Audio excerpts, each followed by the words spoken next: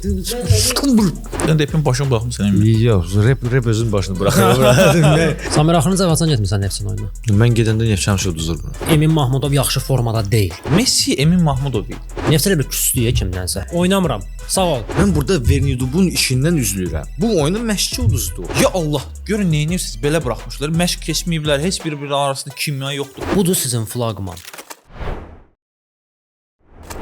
Axşamınız xeyir olsun əziz Vuvuzela. Bu şeydir, Süleyman gələndən sonra məndə şeydir, bu televiziya aparıcısı rejimi on olub. Nə edirsiniz? Necəsiz? Nəhayət ki dünya çempionatı qurtardı. Nəhayət ki canımız qurtardı. Daha doğrusu canım qurtardı bu mənasız milli futboldan. Axır ki yavaş-yavaş klub futbolları qayıtdı. Düzdür, normalda bu buraxılış olmalı idi. Dünya çempionatının yekunları haqqında sadəcə biz qərar verdik ki, bu buraxılışda milli komandalarımızın Avropa performansları haqqında ümumi bir buraxılış Milli komandalarımızın. Milli klublarımız. Ha, milli klublarımızda. Nəysə də Neftçi də, Sabah da, Qarabağ da milli komandadır da nəticədə. Yaxşı. Milli klublarımızın Avropa performanslarından danışaq. Burada 2 dənə Neftçi azarkeşi yanımdadır. İkisinin də üzü gülür. Amma bir dənə mənim sualım var. Bu həm izləyicilərə yönləndirdiyim bir sualdır, həm də hər ikiniz də content creator adamlarsınız da, yəni siz bu məsələdə fikir bildirə bilərsiniz məncə. Məsəl üçün dünya çempionatı bütün buraxılışları dünya çempionatı ərzində bomba kimi baxıldı bizdə. Həmçinin məsəl üçün son 2 mövsüm bizim çempionlar lojası verilişinin mövsüm boyu buraxılışları digər buraxılışlar, məsəl üçün Qərb Ekspresindən, futbolun podkastlarına nəzərən daha çox baxılırdı. Çünki güncəl idi, aktual idi. Hərçənd ki Qərb Ekspres də güncəldir, amma nəysə də. O ki final buraxılışına gəlir ya. Final buraxılışı da yüngül altını vurur. Müəyyən mənada başa düşə bilərəm ki, final oyunda artıq izləyici də izləyib, nəticəni görüb, yəni də bəlkə də maraqlı gəlmir ona bizim fikirlərimiz. Sadəcə Vuvuzela daxili bir sual, izləyicilər də artıq bizdən biridir, onlar da öz fikirlərini yazsınlar şərhdə. Bəlkə bu final konseptimizi yavaş-yavaş dəyişək. Dəyişmək lazım. Finalda veriliş bizdə ümumiyyətlə. Yəni bundan qabaqki verilişlərdə məsələn də Çempionlar Liqasını biz götürürük. Dünya çempion bir dəfə deyirdi. Çempionlar Liqasında yəni içirik falan, ora bura plus da yəni fikirlər qarışır, oyuna baxır. Ciddi biz sadəcə orada yəni biz ekspert zat da deyilik burada. Yəni orada sadəcə biz yəni fanat kimi otururuq. Burada biz bu stolda oturanda, məsəl üçün mən indi Neftçi formasındayım. Hamı bilir ki, mən Neftçi azarkeşiyəm, amma mən Qarabağdan danışanda obyektiv danışıram. Sabahdan danışanda obyektiv danışıram. Şübhəli deyil, bu belədir. Siz burada bir şeydəsə deyirsə, bu belə getsin, bu belə getsin. Yox, mənim deməyim normaldır. Mən bəri başdan deyirəm ki, mən burada şeydir, katalizator. Aranı qatıram. Hə, mən katalizatoram. Mənim işimin adı odur. Mən o işim gərəyi eləməliyəm. Biz təzə formatı yoxlamalıyıq bu finallar üçün və təzə format dedik, bizim üçün təzə format, yeni format, amma bu köhnə formatdır. Yəni oyundan qabaq bir press konferans kimi bir şey, yəni oyundan qabaq biz müzakirə edirik, proqnozlar edirik, oyun bitir və oyundan sonra biz canlı yayıma çıxırıq. Preview şey. Yes və after view. Yəni eyni gün ərzində canlı efirdə çıxdıq, danışdıq. 1 saat qabaq oyun başladı. Hamı getdi oyuna baxmağa, biz də getdik oyuna baxmağa. Studiyada otururuq, oyuna baxırıq belə mırta. Yəni stream vermirik, bir şey eləmirik. Çünki heç kəsə maraqlı deyil. Samir, Fuad, Elçin necə futbola baxırlar. Yəni kiməsə maraqlıdırsa bu çox qəribədir. Mən futbol gedə-gedə niyə gəlirəmsə oturum Fuada baxım ki, Fuad necə futbola baxır da. Mən Fuada reaksiyasını sonra öyrənmək istəyirəm. Yəni proqnozu eşitdim, futbola baxdım, sonra təzədən veriliş çıxır. Yəni oyun bitdi, biz də otururuq studiyada. Bu da hər şey Muxada asılıdır. Muxa bacaracaqsan? Canlı yayın məsələsi məndə uzun müddətdir fikirləşirəm. Xüsusən də YouTube üzərindən live-a çıxmaq. Çünki hardasa bir 3-4 aydır ki, dünya çempionatından öncə də bizim izləyicilər yazırlar. Sadəcə mən aktual olaraq nə idi bu? Mesaj səsi gəldi elə bil. Oo, qəşəng. Hə, bizim YouTube sferasını da izləyirəm. Bizim izləyicilər misal üçün vərdişdə, yəni türk dilli izləyicilərimiz türk futbol kanallarının live-larını izləyir, rus dillilər rus futbol kanallarının live-larını izləyir və mən oradakı baxışları görürəm. Yəni mən türk dilli olduğum üçün mən normalda Voleyin falan live-larına baxıram. Yəni Bakı vaxtı ilə gecə saat 3-də misal üçün Meksika-İngiltərə oyunu yadınızda 4-də başlamadı, 5-ə ertələndi falan. Oyun bitdi, səhər sübh tezdən live-a çıxdılar. 40 min adam var live-da canlı. Yəni orada o canlı yayımı izləmə mədəniyyəti var. Bizim YouTube kanallarında sanki bu həm bizim məsləkdaşlarımız deyək də, Ali Futbol olsun, bu tip futbol kanalları, sonra Dadaşgil də eləyirdilər. Foodcastda səhv eləmirəmsə turnir başlayandan ilk bir həftədə falan elədilər. Live baxışları elə bir çox aşağıdır və məsəl üçün CVN TV-də Orada da Tural Məmmədlinin bir canlı yayını var idi futbol dünya çempionatı haqqında. Məsəl üçün indi Ali'nin də Instagramında böyük auditoriyası var, amma YouTube-da o qədər çox deyil də. Yəni Foodcast-ın özündə də böyük deyil. Məsəl üçün YouTube-da vardı, YouTube-da çoxdur. Sadəcə Ali Shorts-dan bilmirəm nə qədər, amma çoxdur. Sadəcə Ali Shorts-lara daha çox işləyir, nəinki kontentdə. Bizdə uzun kontentdə daha çox meyli var. Ali misal üçün Shorts-lara işləyir. Hə, lap okey. CVN nümunəsi üstündən mən niyə gedirəm? CVN-ə belə baxanda yarım milyona yaxın auditoriyası var da. Amma CVN TV canlı yayıma çıxırsa, məsəl üçün Tural Məmmədli, baxırdım mən şeydə 60 nəfər. Çünki CBN futbolla assosiasiya deyil.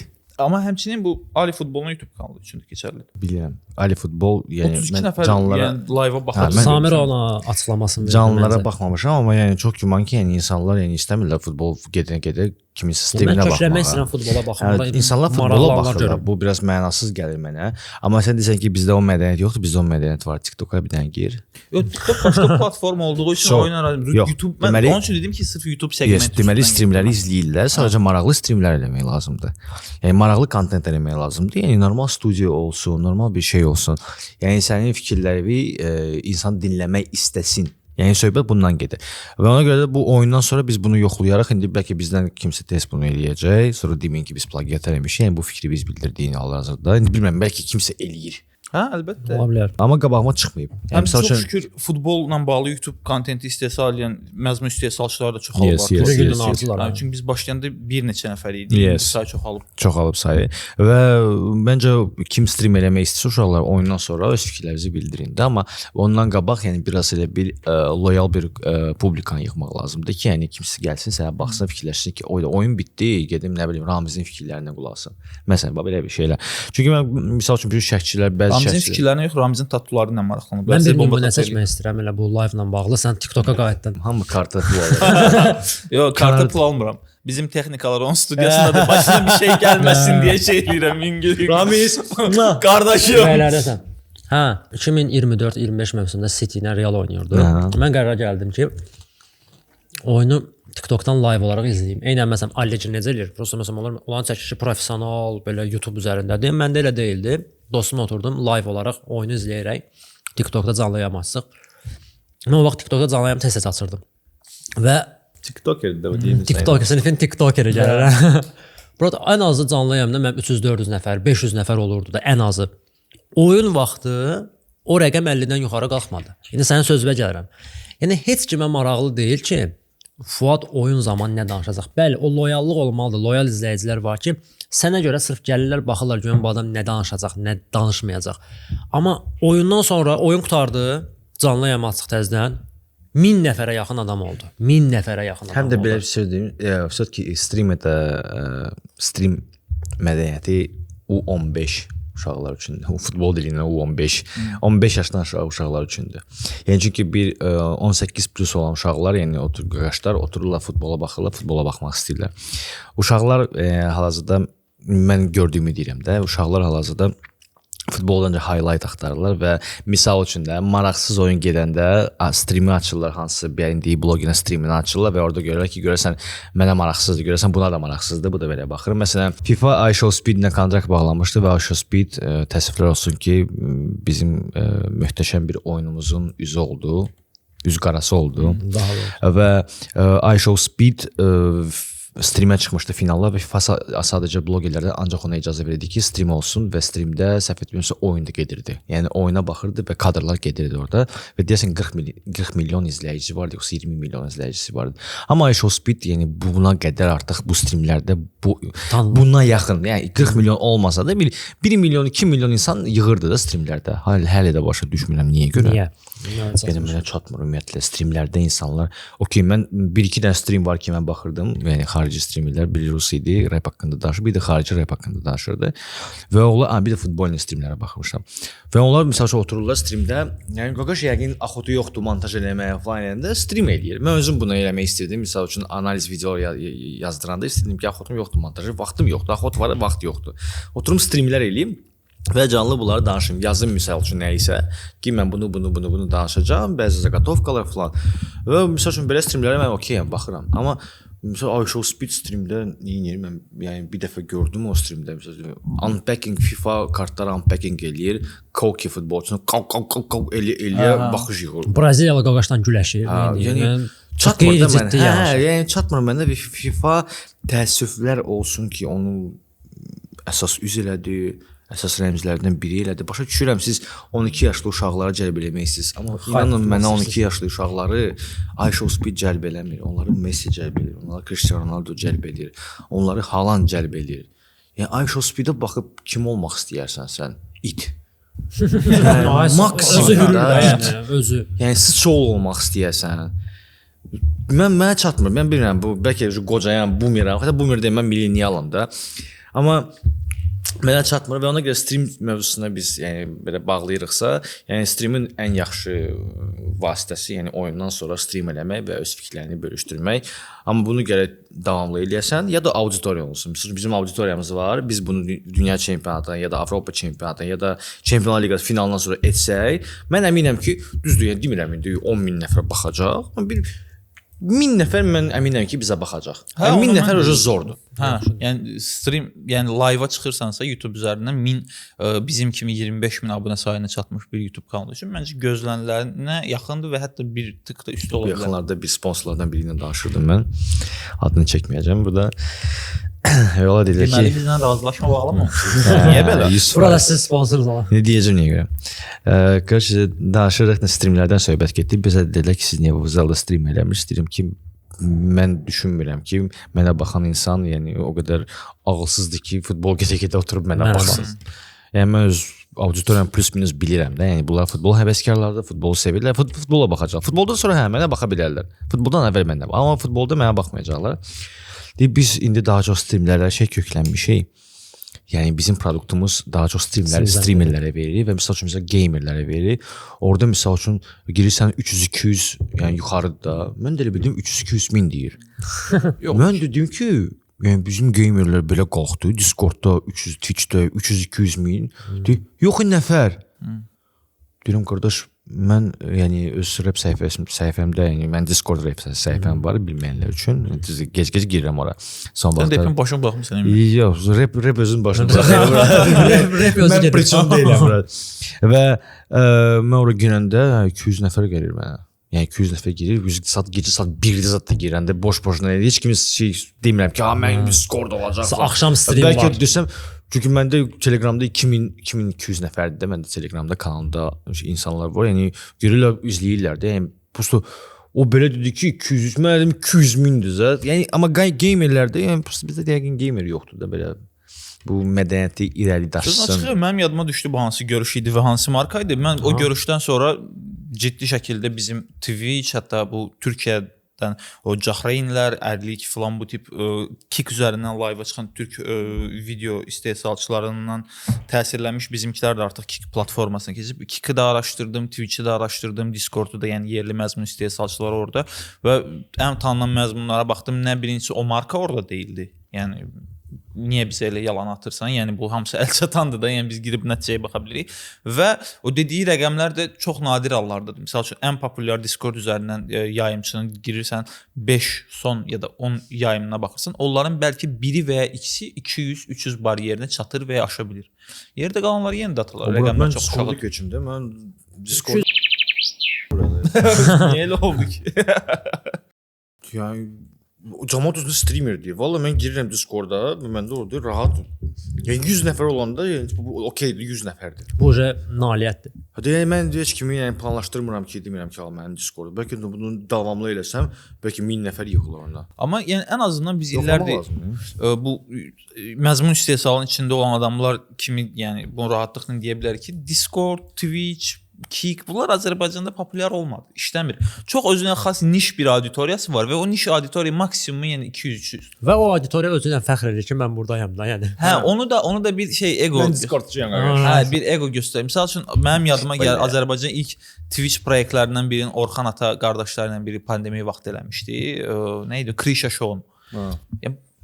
Yəni baxırsan ki, pandemiya şərtləri içərisində, yəni müəyyən bir şey də qurulub orada.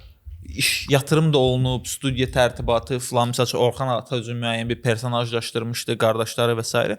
Amma o belə işləmədi. Krişa Show nə qədər getdik? Yəni maksimum ayaqda durmağa çalışdı, heç nə də olmadı ortada. Yəni onun üçün Bax sonrası onu vurdu. şey. Və bu acı da olsa bir şey etiraf eləmək lazımdır ki, Azərbaycanı biz bəzən Bakı ilə məhdud görürük.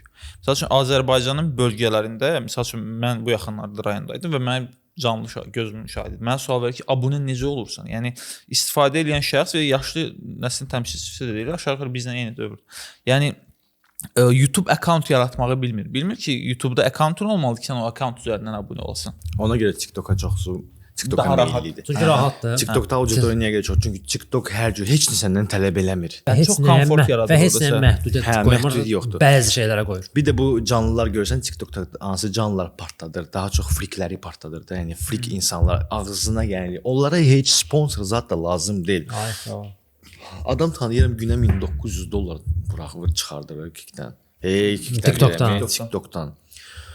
Və baxırsan ki, saat 4-də girir, saat axşam nə bilim günorta 4-də başlayır, gecə saat 12-də qurtarır onun canlısı. Deyirəm, amma kimdir buna baxan? Çatmırmı? Amma baxırlar və sən hərəsi bir gül biz burada desək ki, donat eləyək. Nice. Sən kimsə donat Yox, eləyək. mədəniyyət də yoxdur. Məsəl üçün Amma bizdə Amma TikTokda şey göndərə bilir. Sən nə görə mədəniyyət Rahatdır orada. Çünki TikTokda bu rahatdır. Sən şir atmaq üçün bir dənə knopka basırsan, Ay, şir sağ ol. getdi. bu arada donat demişkən bizim Instagram səhifəmizdə Coffee All linki var orada. Yorursan. Heç kim atmayacaq. Ha, yox, Mən də atmayın. qoymuşam, Misal- mən atan Hə, yoxdur. yəni ora nəsə göndərsin mənasını demirəm.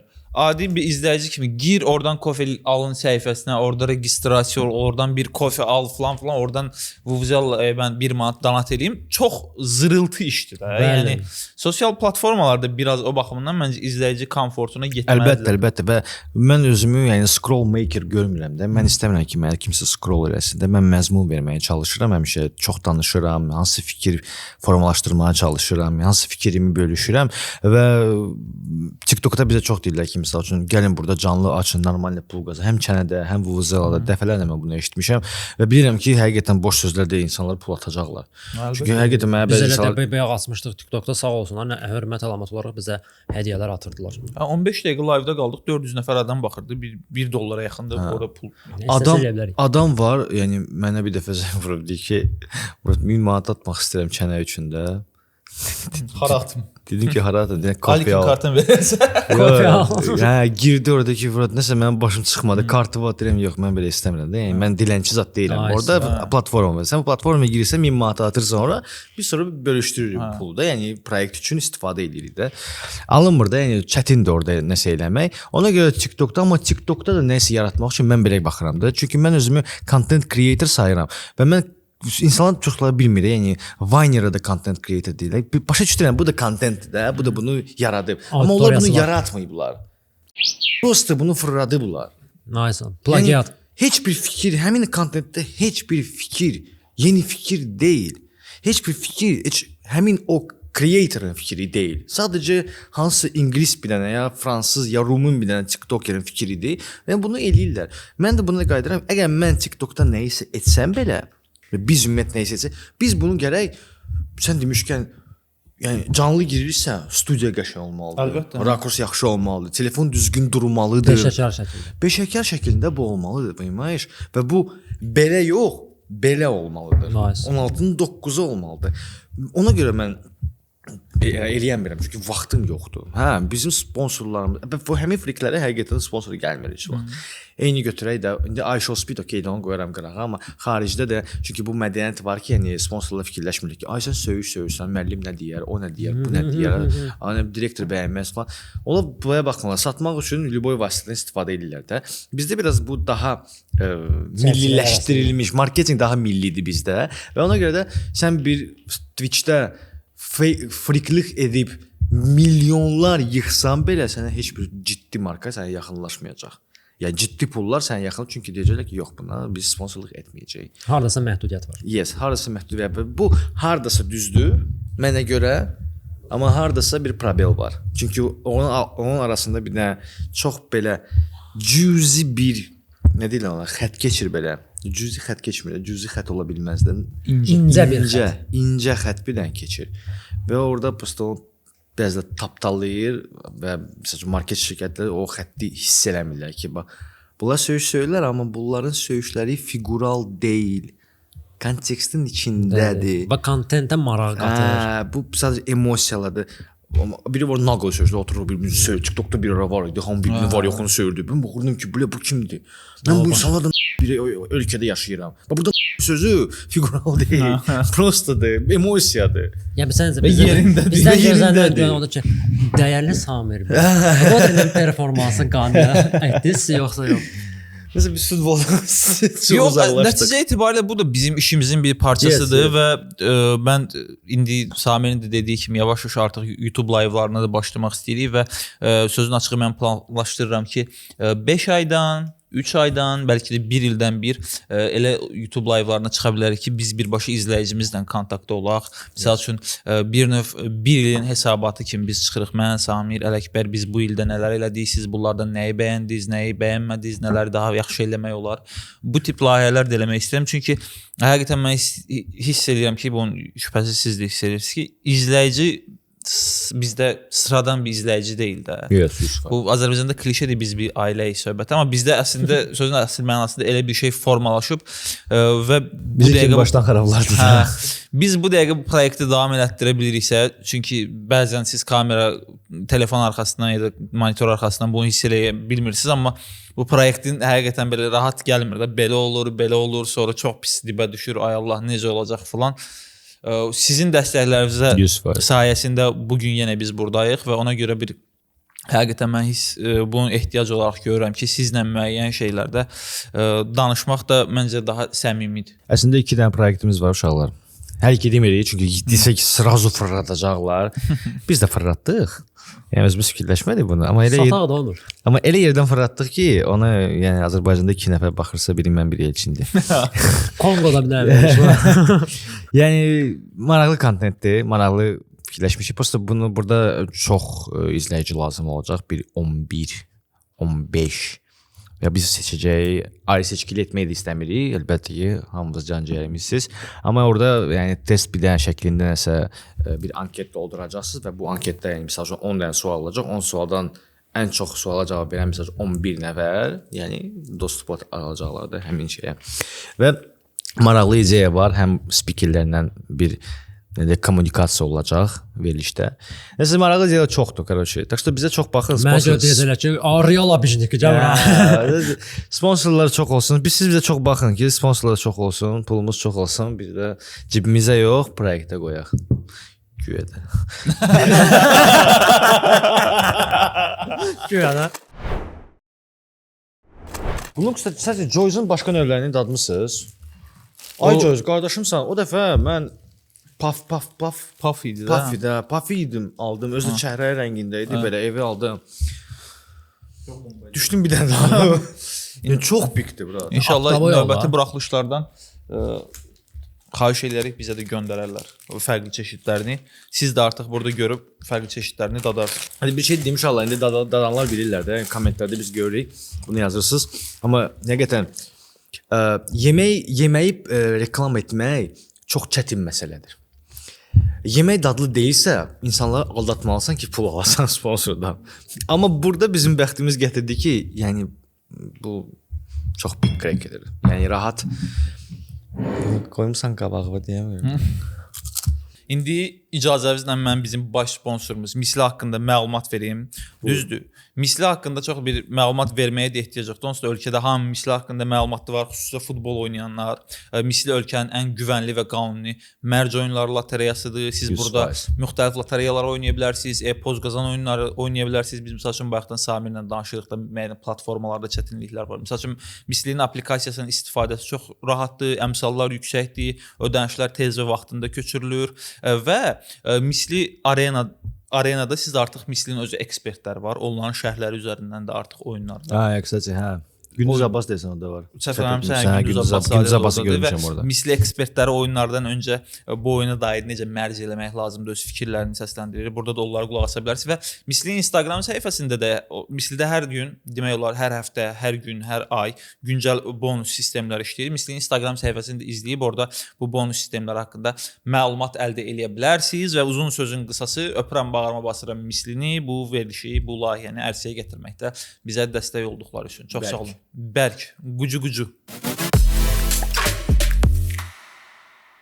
Nəysə, baş sponsorumuz haqqında da məlumat verdiyim, artıq yavaş-yavaş keçək bizim klubların oyunlarına və istəyirəm ki, uzun illərdən sonra əbədi və əcəli Neftçi azarkeşi getdi Neftçinin oyununa və Neftçi doğma divarlar arasında Dinamo Minskə uduzdu. Bu arada uşaqlar, sözü də kəsərəm, bunu qeyd edeyim, biz hal-hazırda 23 iyul 20:20-dir hal-hazırda və Qarabağ Dinamo Safi oyunu canlı olaraq gedir. Yəni biz çəkilişi bitərən oyun bitmiş olmaz. Onun üçün Uğurlar Qarabağa. Uğurlar arzulayırıq Qarabağa və bu oyun haqqında təəssüf ki, hal-hazırda danışa bilmirik. İnşallah sezon başladıkca artıq bizim klublar da inşallah təsnifatlarda çox irəliyə gedərlər. Qarabağın da oyunları haqqında daha detallı danışacağıq.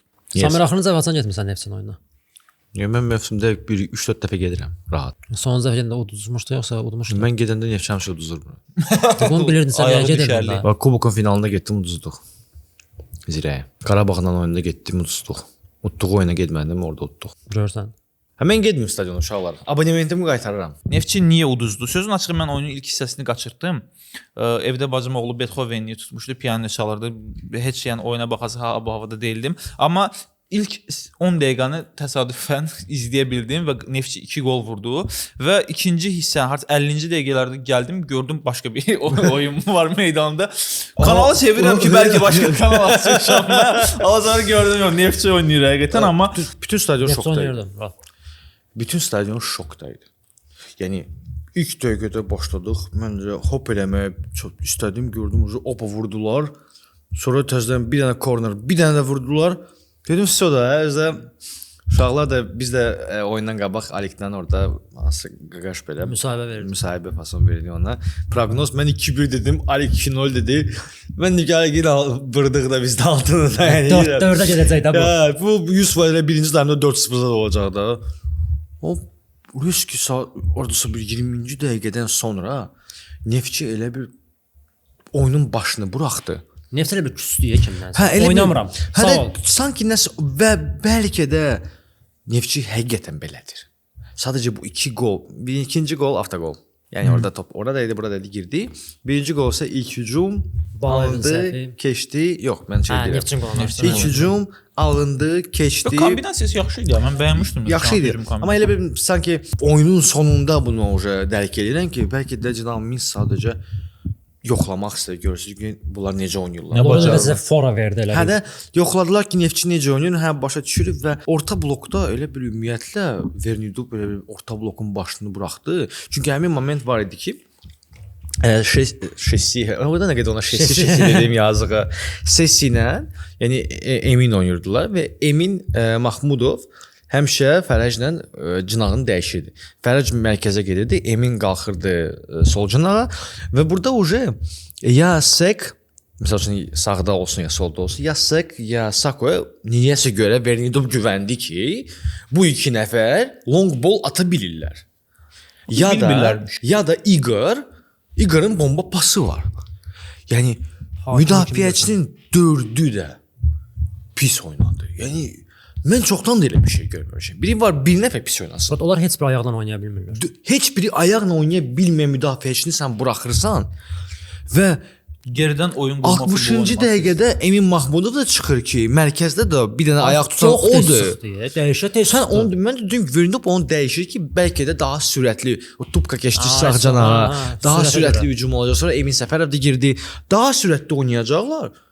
Amma yəni sadəcə eyni şey baş verdi. Sağdan qaçırdılar, ötürmə edirdilər cərimə meydançasına. Soldan qaçır, ötürmə. 2 dəfə bu ötürmə keçdi. Birində Rüfət Abbasov yəni bacardığını elədi.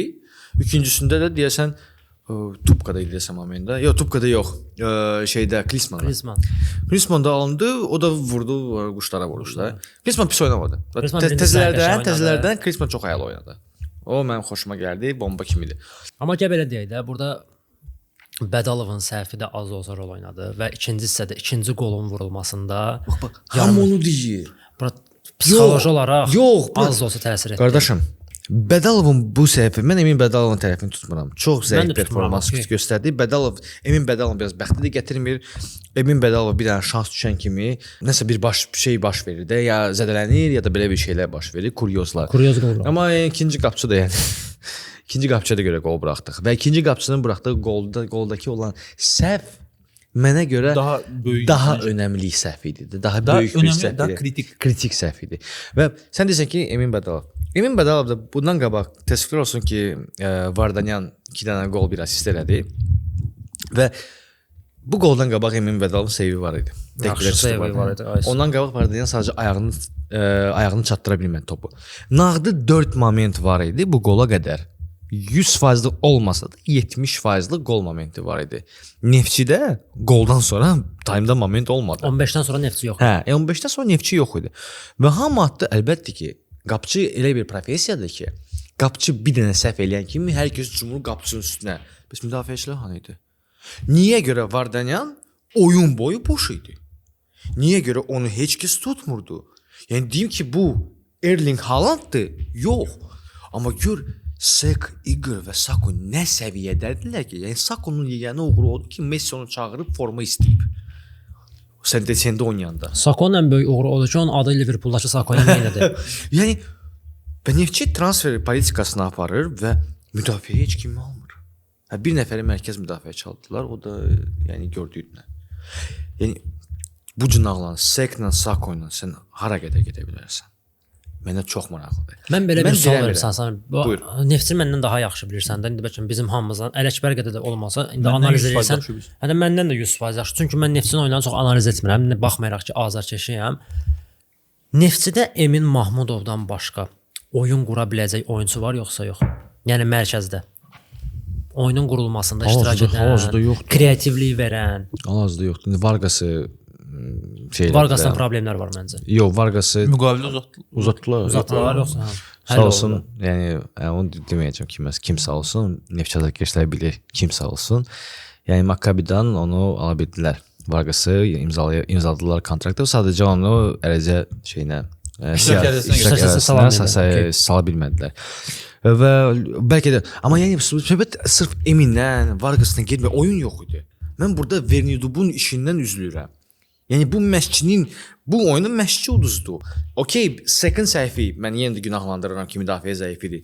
Second səhvi 3-cü qolda səhv etmirəmsə səhv oldu da, yəni orada boş yerdə topu itirir, durduğu yerdə topu itirir. Yəni top gəlir, topu çıxart, out, sağa, sola, topu qəbul etmək istəyir və onun ayağı altında topu götürürlər. Emin Bədalovun səhvi, ikinci qolda ikinci qapçının səhvi adı yadından çıxdı. Qapçının səhvi, düzgün pas vermədən hücum oradan başladı. Rıza Cəfərov. Yəni Rızanın səhvi, nə bilim, sonra Rüfətin səhvi, Eminin səhvi, Sekin səhvi, o səhvi, bu bütün komanda səhv eləyirsə, burada səhv məşqçidədir. Sistem işləmirdi mən. Sistem işləmirdi. Vernidub sanki Vernidub gözləmirdi ki, Neftçi 2 qol abada vuracaq. Çünki yəni qoldan sonra deyim ki, Vernidub getdi müdafiəyə oturdu. Yəni əksinə hücum elədilər. Heç nə eləmədi. Yəni ola hücuma getdilər.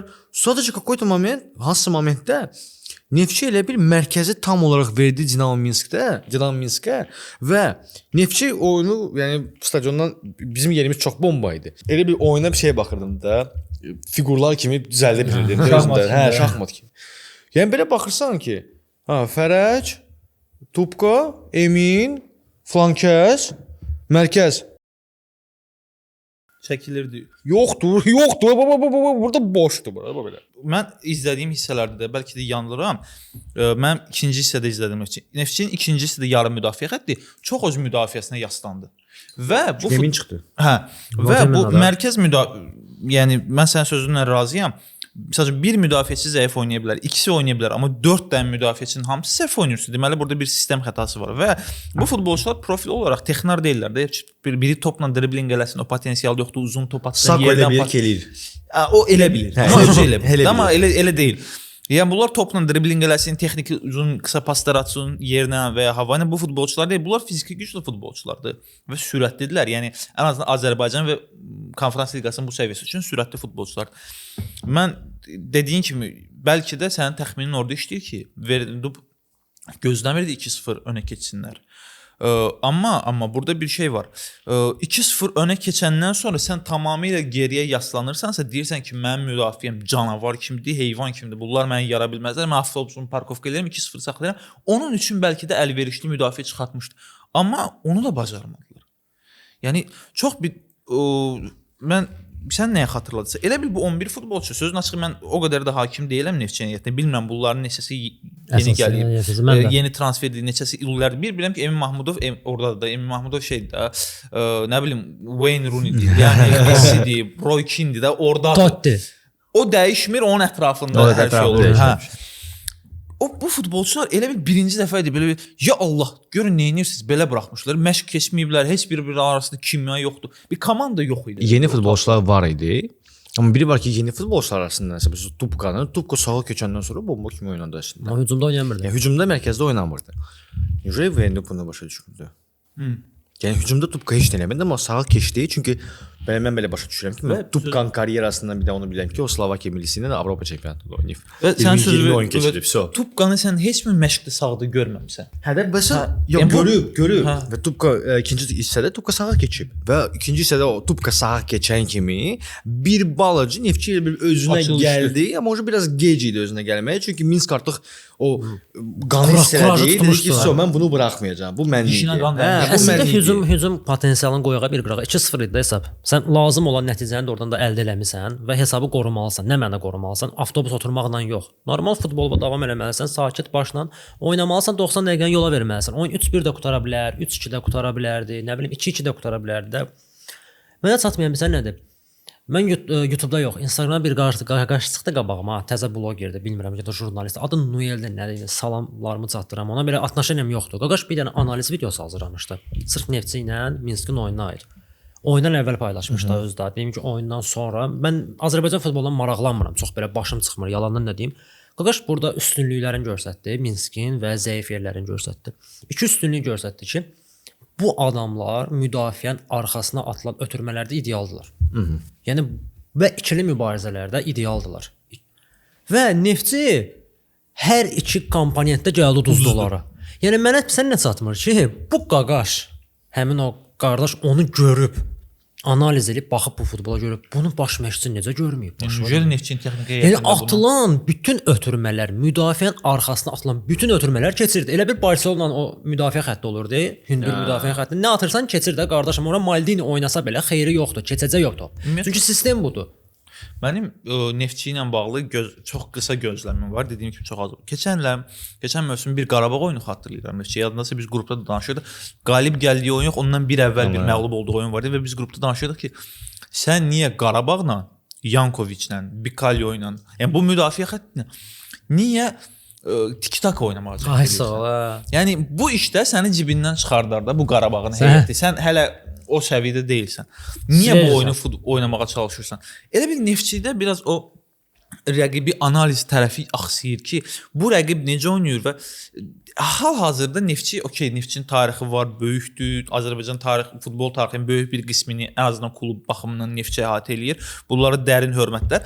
Amma Neftçi hal-hazırda xüsusilə Qarabağ və Avropa səviyyəsindəki bu tip rəqiblərə qarşı oyunu diktə eləyən komanda şeydən çox uzaqdır. Sən rəqibə qarşı praqmatik oynamalısan məncə. Mən razıyam səndən. Prosta burada sən dediyin söhbət var ki, yəni bu sən dediyin oyunda Verindubun altında oyunu idi, məşqli altında. Və məncə Verindub sadəcə oyunçularına Verinduba vaxt vermək lazımdır. İndi biz burada danışırıq. Əlbəttə. Stadionda sağ olsunlar, Forzadır, OBC uşaqlar, bütün fanatlar sağ olsunlar heç biri istefa qışqırmadı. Çünki uşaqlar inanırlar Verinduba, biz də inanırıq Verinduba. Verindub yaxşı məşqçidir. Verindub şerifi, yəni Real Madrid şeriflə udan məşqçidir. Yəni Verindub bomba məşqçidir. Sadəcə Verindub yəni çox cəsarətli məşqçidir. Və misal üçün görürük ki, sən desən Qarabağla tiki-tak oynayırsan. Elə bir öz futbolçu elədir ki, bax bunlar belə oynayırlar, gəl onların futbolunu udaq. Bunlar fiziki oynayırlar, gəl bunları onların futbolunu udaq. Amma alınmır. Təəssüflər olsun ki, alınmır. Oyunçu keyfiyyət imkan verir Yes. arası. Və o Emin Mahmudovu meydandan çıxardandan sonra o müdafiədən hücuma keçən fazada o svəz itdi. Yəni svəz yoxdur. Azərbaycanda svəz nə idi? Əlaqə. Xəttlər arası əlaqələr kəsildi. 100%. Ona görə mən deyirəm ki, çox tez çıxartdı onu. Əlaqə kəsildi və artıq onun Vendubun bir opsiyası qalırdı. Sağa, sola. Bildiyimiz Argentina futbolu. Yes, qaçışlar, amma Messi yox idi. Saka var idi. Messi, yəni də bu təşbehdə xəta olmaz. Messi Emin Mahmudov idi. Yəni Emin Mahmudov Neftçi heyətində elə bir futbolçudur ki, komanda çıxılmaz vəziyyətdə olanda bu gözlərin döndüyü bir ad olur da hər 100%, komanda. O Emin Mahmudov və sən onu çıxartdın, sən komanda elə bir kimyasını aldın da əlindən ki, Ali yaxşı söz dedi ki, Vendub öz dəyişikliklərini göstərir ki, komandada heç kəs önəmli deyil. Yəni kimsə kimdənsə önəmli deyil komandada. Hamı eynidir. Bu bəzi məşqçilərin problemi olur. bu Alikin dediyi çox möhtəşəm məqamdır. Mən bu ilə razıyam. Amma bu hansı komanda sualını ortaya çıxardır? Yes. Sən o sözü demək üçün sən bir komanda olmalısan. Sən Paris Saint-Germain olmalısan ki, sən deyə bilərsən ki, mən Kvaran da çıxardıram, Vitinyan da çıxardıram, Neves də çıxardıram. Lazım ya Donnarumma da satıram, Chevalier ilə mövsüm başlayıram. Çünki mən komandayım. Amma sən Manchester United kimi bir futbolçunun ayağına asılırsan, sən Bruno çıxardırsan, sən başın üçün deyil. Ya da Vendub üçün hələ tezdir ki, Emin Mahmudov meydandan çıxardıb bu mesajı verir. Həm də o oyundan kənar bir şeyə aiddir məncə o söhbət ki, yəni mən istənilən oyunçu ilə oynayaram, heç bir oyunçunun statusu yoxdur. Hal-hazırda Emin Mahmudov həm oyundan kənar, həm mental olaraq, həm də oyun olaraq Neftçinin əsas ürəyidir, döyünən ürəyidir və 100%. sən onu çıxarmaqla mərkəzdə olan o kreativliyi itirirsən. Okay, ola bilər bəlkə Emin Mahmudov yaxşı formada deyil. Amma onun yerinə bildim gol vurdu. Yəni demirəm ha yaxşı formada deyil. Ola bilər. Yəni sənin anlamında bu sənin üçün 100% hazır deyil oyuna. Amma 60-cı dəqiqədə belə tez əvəz etməklə sən onu çıxarırsansa və onun yerinə girən adam da yəni normal bir şey eləmir. Sənin dediyinə gəlirəm ki, artıq başqa varianta keçirsən, başqa futbol oynayırsan. Özdə meydanda ən pis oyunçu müdafiənin xəttinə çıxmaq şərti ilə ən pis oyunçu Almeida idi. Almeidanı saxladı. Axırda səhv edirсiniz, Emin Səfərov girdi Almeidanın yerinə.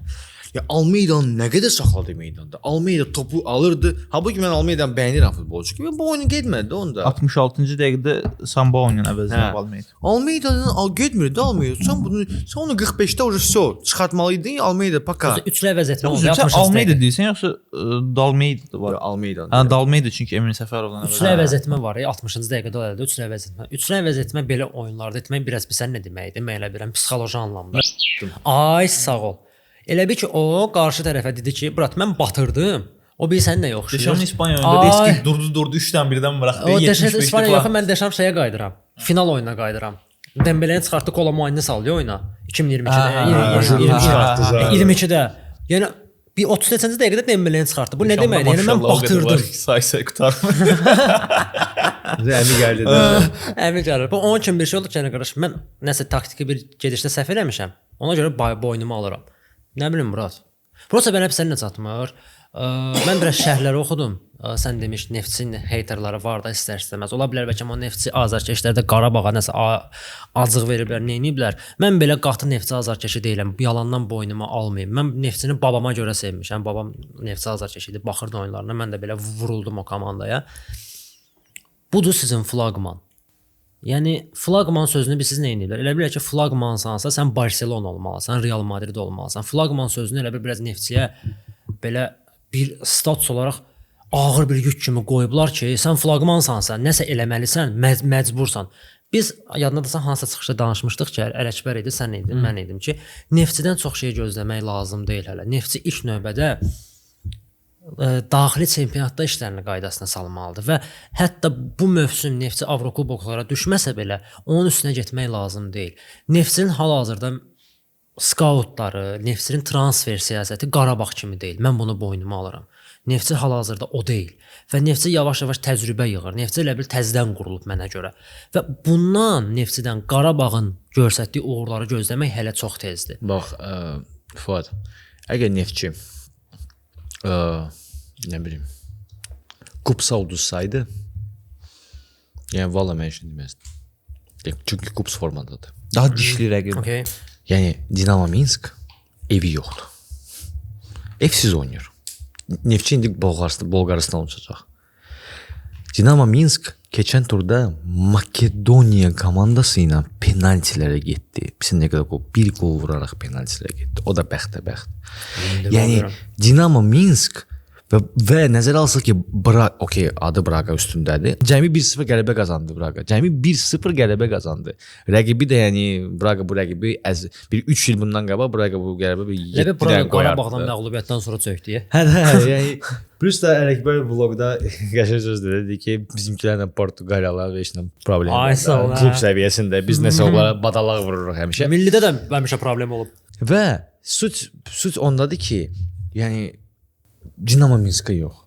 Dinamo Minskdən 4 top buraxmaq olmaz. Və evində 2-0 önə keçdiyin halda. Hə, sən 2-0 qabaqdasan və sən 4 top buraxırsansa, deməli sənin problemin çox böyükdür.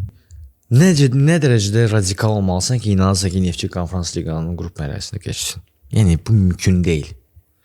Bu möcüzə olmalıdır. Necə ki, indi möcüzə olmalıdır ki, Neftçi Bolqarıstanda geçsin, 3-1-dən zaten 4-1-dən eləsin, keçsin. Yəni inanırıq əlbəttə ki, bu möcüzə baş, amma möcüzəyə inanırıq. Neftçiyə inanmırıq. Bu fərqli. Bu oyunda bu möcüzə olmamalıydı. Hə, bu fərqli şeylərdir.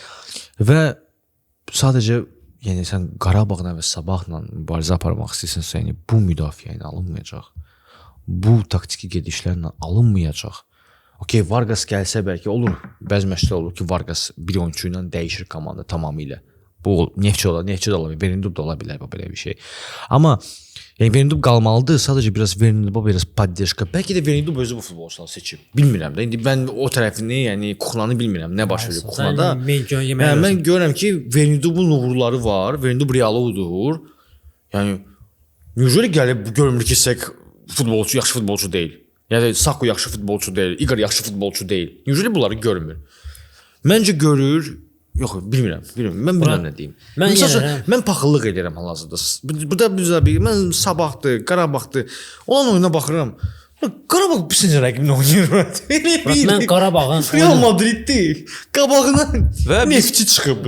Biz Ələkbər abi ilə Qarabağın Bakıdakı ilk oyununa getmişdik və sözün düzü indi Qarabağ azarkeşləri ya da Sabah azarkeşləri bizdən inciməsin ki, elə biraz çox Neftçi üzərinə getdik. Çünki ən güncəl oyun onların oyunudur və Neftçi uduzdudur. Və Neftçi uduzu sensasiya burdadır və biz növbəti oyunlarda söz verirəm ki, həm Qarabağ haqqında da, həm Sabah haqqında da ətraflı danışacağıq. Qarabağın ilk oyununa getmişik. Qarabağın heyətində də yeni transferlər var. Və o futbolçular meydandakı oyunu baxımından hiss olunur ki, bunlar hələ adaptasiya mərhələsini tamamlamayıb. Qarabağ öz pikindən çox uzaqdır. Amma Qarabağ buna rəğmən sən demişkən rəqibinin qarşısında Real Madrid kimi dayanır ki, Peşkom oynayırlar. Gəzə-gəzə 3 dəfə sən Bakıdasan, mən evimdəsən, sən kimə xox gəlirsən də dur get burdan. O enerjini sən ki, mən Sabahın Qarabağın oyuna paxıllıq çəkirəm. Razıyam, mən də çəkirəm. Amma mən ilk növbədə onların oyununa yox, onların skautinginə paxıllıq çəkirəm. Qarabağa doğrudan da respekt. Yəni bir Neftçi azarkeş olaraq Qarabağın oyuncu tapmasına, oyuncu transferini etməsinə mənim sözüm yoxdur. Bu adamlar istənilən oyunçunu gedib ürəyində söyür bax. Yoxsa söyləsin nə var ki, qardaş? Sistem var brat.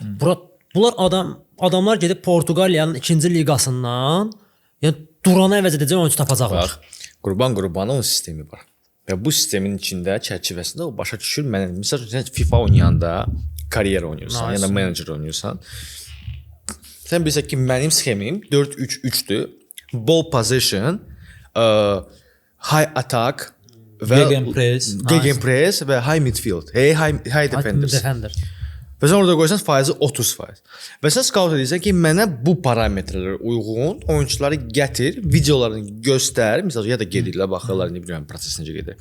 Oyunçuları göstər və otururlar 90 dəqiqə, bir 5-6 oyun belə 90 dəqiqə baxırlar.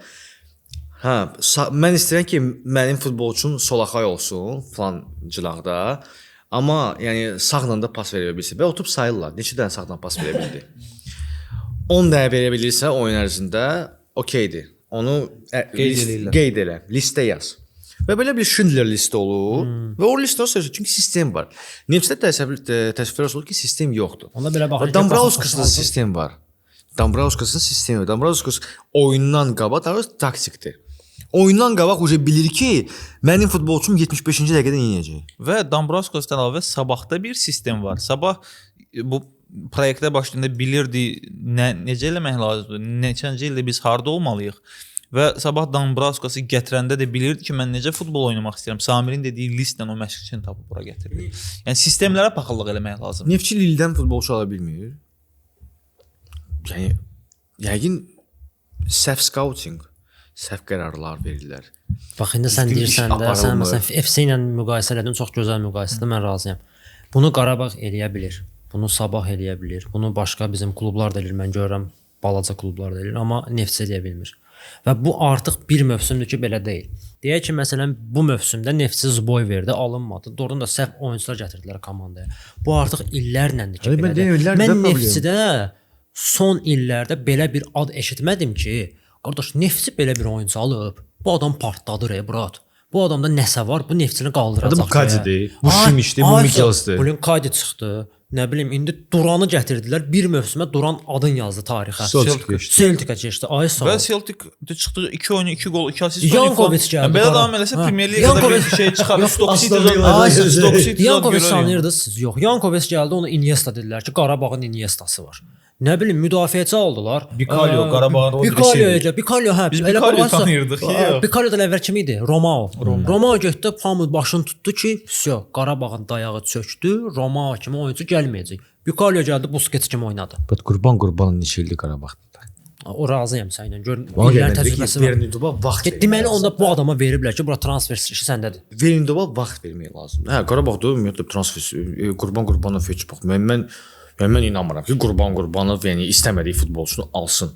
Qurbanov forvardsız elə belə qalmışdı ki, o hamı deyir 9 nömrə. Qurbanov okey verməsə o forvard gəlməyəcək. Dedi ki, mən onu məşq edəcəm. Wingeri aldı, 9 nömrə kimi oynatdı və Celtic-ə satdı. Bura Neftçidə indi Vargas var. Vargas'ı biz indi ön plana çıxarmışıq ki, Vargas'ı gözləyir növbəti oyunda. Vargas'a mən baxanda o ayağına top gəlir. Hə, o deyil də yəni. Yox, o deyil, nabrad o mən başqa şey deyirəm. Yox, mən deyirəm ki, sən elə bildin sən onu Kadinin zadından şey eləyirsən. Yox. Prosta onların fonunda deyirsən ki, bu adamda nəsə var da, bura nəsə eləyə bilər. Əlbəttə. Amma bu birisilərə baxıram. Ümidimiz Vargas'dır. Sakoya baxıram, deyirəm qardaşım, mən səni oynada bilmərəm də, bura. Yəni, brat, ağlayaq da. Vargas ümidimiz qalıb. Ümid var. Bu böyük problemdir. Amma Vargas gəlsə növbəti oyunda, indi bilmirəm də, ərizəyə salacaqlar, salmayacaqlar, listə salacaqlar, salmayacaqlar. Növbəti oyunda Vargas gəlsə, görürsə oradan Dinamo Minski deyəcək ki, hə, okey bilə, Verindov bağışla. Amma yenə də eyni şey olsa, ya Verindova vaxt verin, klubu verin, deyin ki, qardaş, nə isə al, kimi isə al, necə isə elə. Amma biləd, heç olmasa, o Zirə daha zor oynayır. Yaşayın, razıyım. Mən Zirənin oyuna baxdım, Ləzzət alırsan. Zirə dap-dap, Azərbaycan çempionatında 1-0, 1-0 oynayır, orada 4 vurdu, 3 dənə vurdu Zirə. Bilsən məsələ nədən ibarətsə, mən sən Alikdir, Fuad özü də dedi, o qədər ətraflı şey eləmir. Mən ətrafımda Neftçi azarkeş olan dostlarım çoxdur və onların böyük əksəriyyəti, mütləq əksəriyyəti deyir ki, bu məşqçiyə vaxt vermək lazımdır. Amma azarkeş sənə bu dəstəyi verir, sən də azarkeşin əlinə kozur verməlisən ki, yaxşı oyun göstərməlisən ki, azarkeş sənin arxanda dura bilsin. Sən bu məğlubiyyətlər silsiləli olsa, azarkeş də artıq qeyri-şərtsiz təslim olub sənin arxandan çəkiləcək də, yəni arxanda dayanmayacaq. Amma buna rəğmən mən yenə də sistemin tərəfdarıyam. Sistemlərə paxıllıq eləmək lazımdır. Bilirəm ki, sən bu yaxınlarda serial bitirmisən. Mənim üçün şəxslər yox, sistem vacibdir məsələsi. Sistem işləməlidir. Bu sistem işləsə burada nə Verindubun bir mahiyyəti qalmayacaq, nə Vargas'ın bir mahiyyəti qalmayacaq, nə Emil Bədəlovun mahiyyəti qalmayacaq. Sistem işləyəcək. Amma yekun olaraq mən bəlkə də yanılıram. Neftçi yenidən əzəmətini geri qaytarmaq istəyirsə, məncə bu dəqiqə bir seçim qarşısında olmalıdır. Ya mən hazırda Misli Premier Liqasında Sabah və Qarabağla rəqabət eləyə biləcək bir 3-cü kluba çevrilməliyəm. Ya da Avropada müəyyən bir uğur əldə edib liqadakı və tarix bu son illərdəki uğursuzluqlarımın üstünü örtməliyəm. İkisini eyni anda eləyə biləcək təcrübəyə və heyətə hələ ki Neftçi klubu sahib deyil. Olar bir söz deyim, mən sənin sözünə cavab olaraq. Yəni mən həminki podkastda qayıdacağam. Mən demişdim ki, Qarabağ Neftçi iki seçimdən birini etməlidir. Ya Premier Liqanı seçməlidir, ya da ki Avropanı. Amma Avropanı seçsə belə uğurlu ola bilməz. Hə. Bu heyətlə sən necə sən deyirsən seçim var, iki seçim var. Ya Avropa, ya daxili çempionat. Sən Avropanı seçsən belə uğurlu ola bilməyəcəksən. Çünki burada bir nüans var. Neftçi rəhbərliyimi deyim, Neftçinin məşqçilər heyətimi deyim, Sabaha baxıb, Qarabağa baxıb nəsə götürməyi istəmir. Elə bilir ki, burada nəsə belə pis bir şey var. Yəni rus dilində deyim, yəni padlo bilir elə bil özünə. Qardaşım, Sabah göstərdi ki, bu sistem uğurludur və artıq dəfələrlə çempion olan komandanı devirdilər. Özləri çempion oldular. Bura sabah Puxaç alır qardaşım, Puxaç alır. Puxaç. Almaniya çempionatından oyunçu gəlir Sabaha. Qardaşım qulaq asdı, mən ora gəlib çıxıram da elə. Maludov var. Bura Maldan oğlu gəlir oynayır. Yəni sabah yarananda scout elirdi, sabaha gəldi. Sabah 5 il əvvəl onu eləyə bilərdi. Onun sistem məsələsi, sistem işləyir. Mən onu deyirəm də, yəni Neftçi elə bil ki, özünə pis bilir ki, mən bu yolla getməyəcəm. Elə bil ki, mənim başqa bir strategiyam var. Bu strategiya 100% uğurlu olacaq və Qarabağı da vuracam, Sabahı da vuracam, amma alınmır. O strategiyada strategiyasızlıq da elə bil. Ya da ay sağ ol da heç nə yoxdur ortada. Bura. Bu həftəlik bu qədər deyək. Samir Yüngül o normal əsəbləşib və sonda onu qeyd eləmək istəyirəm ki, əziz Neftçi azarkeşləri, veriliş boyu bir neçə dəfə dedim ki, mən Neftçinin oyunlarını çox izləməmişəm, birdən sözlərimi aqressiv qəbul eləyərsiz ki, oyuna baxmamısan tez-tez və şərhlər bildirirsən, amma izlədiyim 2-3 kritik oyun üzərindən şərhlərimi bildirməyə çalışdım, həmçinin Fuad da və buradan bildirmək istəyirəm ki, Samir Neftçi azarkeşidir, Fuad da müəyyən mənada azarkeşdir, amma bu artıq klub futbolu başladığı üçün biz bütün klublarımızdan danışacağıq və buradakı fikirləri biz Samir Neftçi azarkeşi kimi Neftçi azarkeşi formasında Sabah haqqında da danışmayacaq, Qarabağ haqqında da danışmayacaq. Biz burada həqiqətən hər üçümüz Azərbaycan futbolu inkişaf eləsin deyə dərd yanırıq. Adamın əsəbi üzündən görünür. Ya əminəm ki, Sabah kups oyununa baxmısınız bura. çox Ləzzət ləzzətli aldın, oynayır. İmkan vermədi, verişi bağlayım, ürəyə doldu. Bura Sabah kups oynayır. Vallahi Sabah keçməsə də mən Bomba Sabah oynadı. azarkeşi olsam deyəcəm, qurbandır bu karavanda hər şey. Bomba oynadı. Abonementin qiyməti nədir? İlli alıram. Buraya Futbol var idi futbol meydanda. oynayırdılar. Hə, Şimiş orada 100%lik momentləri qaçırtdı, Miktis qaçırtdı, o qaçırtdı, nə bilim Zedatka hamısı qaçırtdı. Amma mən bilirəm ki, yəni bunlar futbol oynadılar və bunlar gedəcəklər səfərdə yenə kupsuz sıxacaqlar. Hər şey ola bilər. Futboldur. Kups gəldi, bir dənə Şalinoy vurdu, penaltiyə getdilər, penalti uduzdu. Hər şey ola bilər. Amma bu komanda ancaq alqış düşür. Yəni Qarabağı mən toxumuram, Qarabağ topdur. Yəni Qarabağa çatmağa hələ var. Qarabağ zirvədədir. Biz Sabah o tərəfə gedir. O gün Sabahdan danışır. Valla Zirəb Dinamminsk verər deyə. Turan Tovuz Dinamminsk. Zirə bizimkilərə qarşı avtobus oynayır. Gəlib xaricilərə qarşı. Halaldır Rəşad Sadıqova. Halaldır Rəşad Sadıq. Mən də orada həqiqətən mən bir dəfə bizdə söhbət olmuşdu ki, Rəşad Sadıq haqqında. Mən dedim ki, onun tərzi mən bəyənmirəm də, müdafiə. Amma mən orada gördüm ki, Rəşad Sadıqov gördü ki, ha, nəsə eləmək olar. Cumdu atak da onca. Yəni Neftçi də gəlir. Və Rəşad Sadıqov əlindəki materialı bilir də, materialı bilir ki, mən bu ilə nə oynaya bilərəm. Neftçi biraz məncə hələ ki o əlindəki heyəti, o materialı bilmir ki, bunlarla nə etmək olar. Bu material da kimsə gətirib də ora. Düzgün material. Bu meyvə tərəvəzlə nə yemək bişirmək olar, həftə bəcərməliyək, pomidor çırpması eləyək. Yox, bunu Vernudub gətiribsə, deməli problem ondadır ki, sən gəlib lom almısan. Yəni sən Sako ilə futbol oynaya bilmərsən də bura. Nəysə, Sako ilə də bitirək məncə. Sonda da baş sponsorumuz Misliyə təşəkkürlər bildiririk. Joysar, Qafa təşəkkürlər və qeyd elədiyim kimi verilişin əvvəlində bu biraz Neftçi və Azərbaycan futbolu üçün force major oldu.